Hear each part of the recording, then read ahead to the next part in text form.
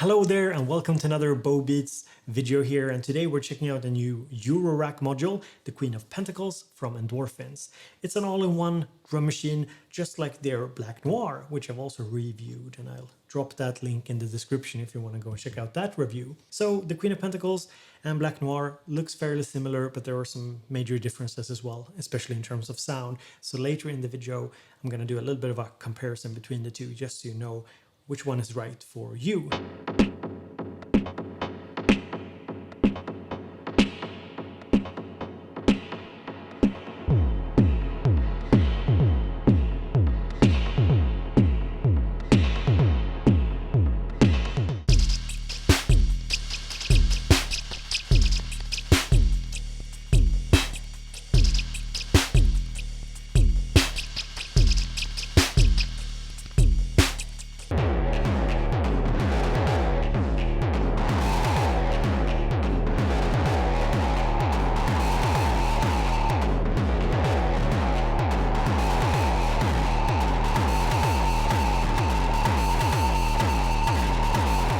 Next up, let's go over features and what it sounds like. So we have 3 analog voices and we have 4 drum voices that uses samples. And you can load your own samples by removing the unit, and there's a micro SD card, and you can have 8 different banks of 4 samples that you can switch between here. So for example,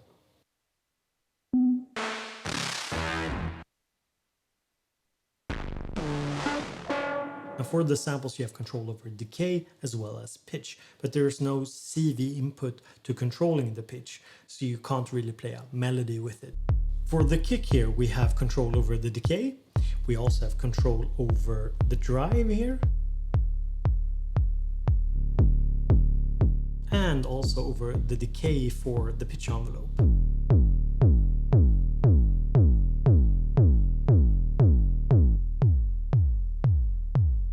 We don't have direct tuning control, that's on the back of the unit, so you have to set that beforehand. For the snare drum we have decay, and we also have control over the tuning of the body of the snare.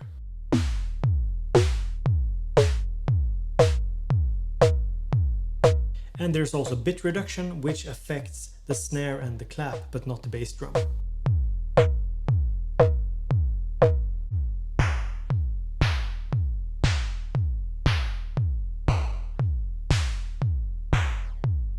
Then we have the clap, which is of course affected by the bit reduction.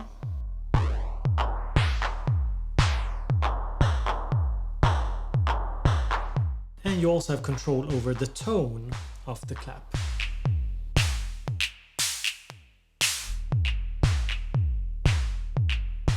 And here's a possible negative that you should consider. On the Blck Noir we have tuning here, and those aren't that hard to turn, but on the Queen here we have this tone here, which is very easy to accidentally hit the filter here. So I just think that's something that was worth noting. Now before I add the samples here to my little groove, I just want to touch on the filter, because it's actually a very nice filter. We have the high pass here and the low pass, and you can also do some really nice stuff like this.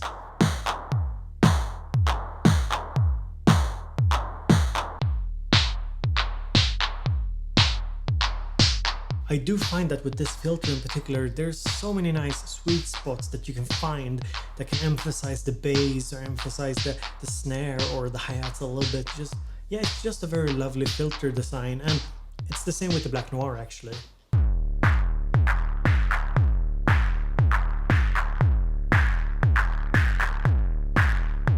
And it's especially nice since you can use the main volume here to saturate the sound a bit.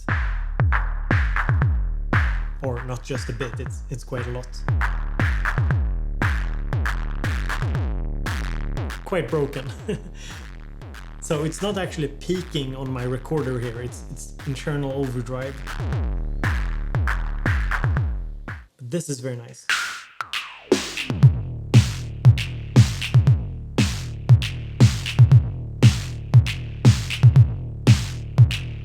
Yeah, it's kind of nice, kind of gnarly.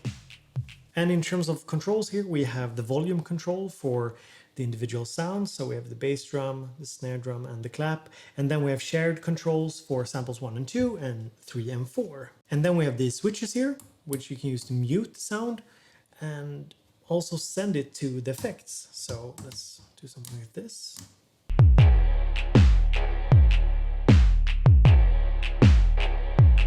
So now we're sending the 4th here sample to the effect section, and it's actually a stereo reverb.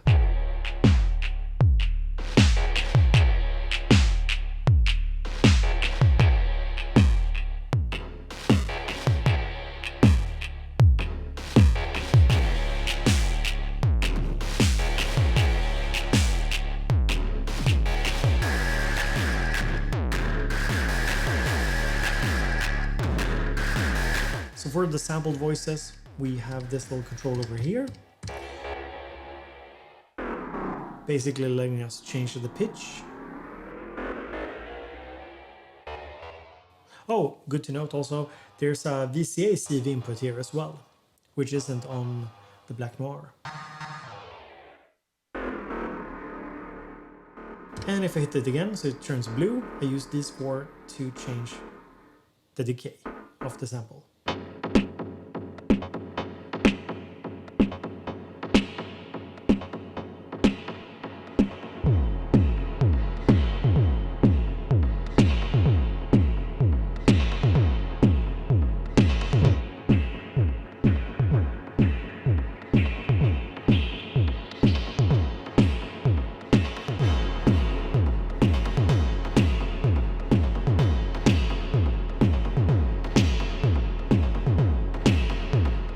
Just like on the Blck Noir, we have this clock input here. So if I insert something here, say an LFO here, we can spit out some random voltages from this output here. We can use that to modulate the unit itself or something else. Now in terms of effects, we have everything from reverbs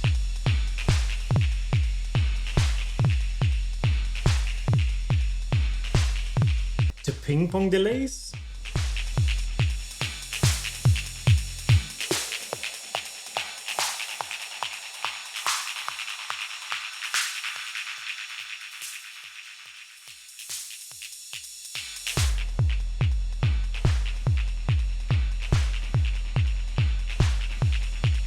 to flangers,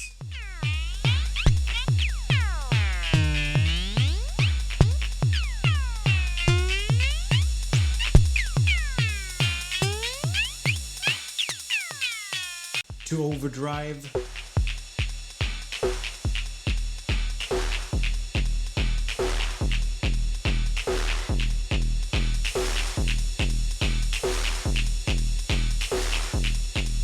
to a freezer.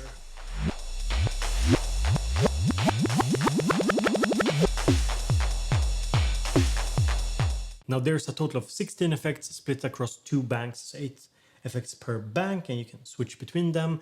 And in terms of controls, we have the dry and wet here for most of the effects, and then we have a knob here with a primary and secondary function. So basically you have access to 2 different controls for most of the effects. So for the next portion of this review, we're gonna do a little comparison here with the Blck Noir from Endorphins. Let's start here, the effects section, basically the same kind of functionality, the same effects, and you have the same buttons. The filter is very similar, if not totally identical on both of these. You have a CV input here for both. You can control the CV of the resonance here as well as here. So in terms of physical design, they are very similar, but where it counts, they're very different, which is of course the sound. So on the Blck Noir, we have 7 analog drum voices. And on the Queen of Pentacles, we have the 3 analog voices and the 4 digital. So for the kick here, we have tuning as well as decay. And there's some interesting interaction effects here between the tail and the tuning here on the Blck Noir.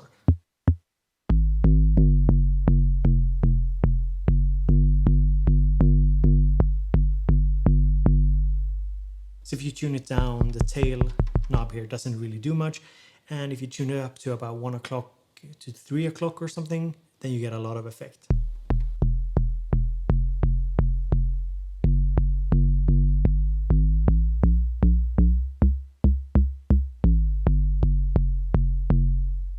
And on the Queen we have a much beefier kick with no tuning, but we do have drive instead. And with control over the pitch envelope.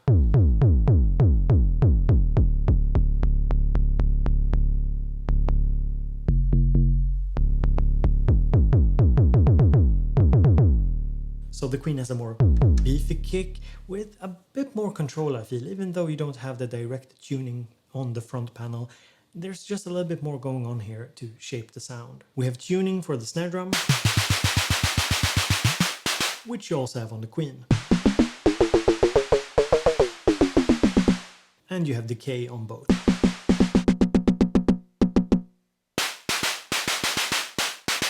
In terms of global sound shaping, you do have the same bit reduction here.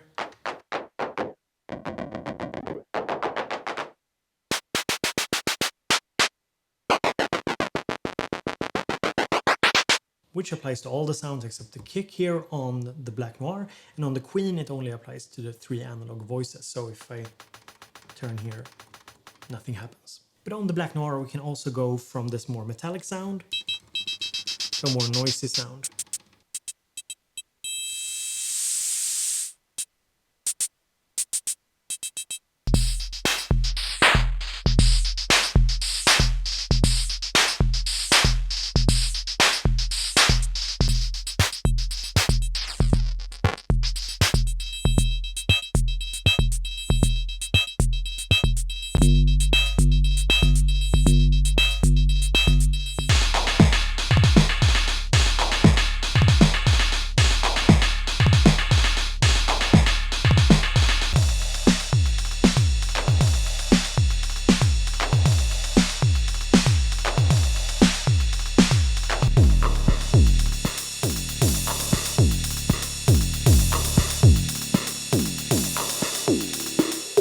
So these were the major differences between the Queen of Pentacles and the Blck Noir. But why compare the two and choose between them when you can do both of them at the same time? So here we have them running side by side.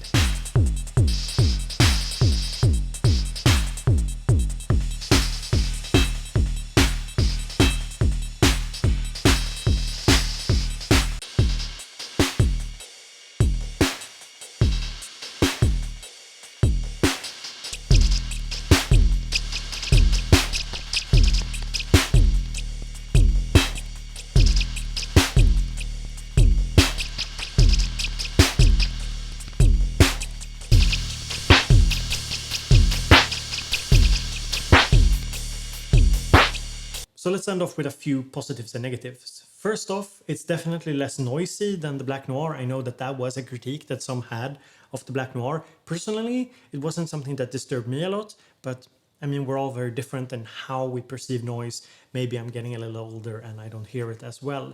But it wasn't a big deal for me on the Blck Noir. The Queen, definitely less noisy.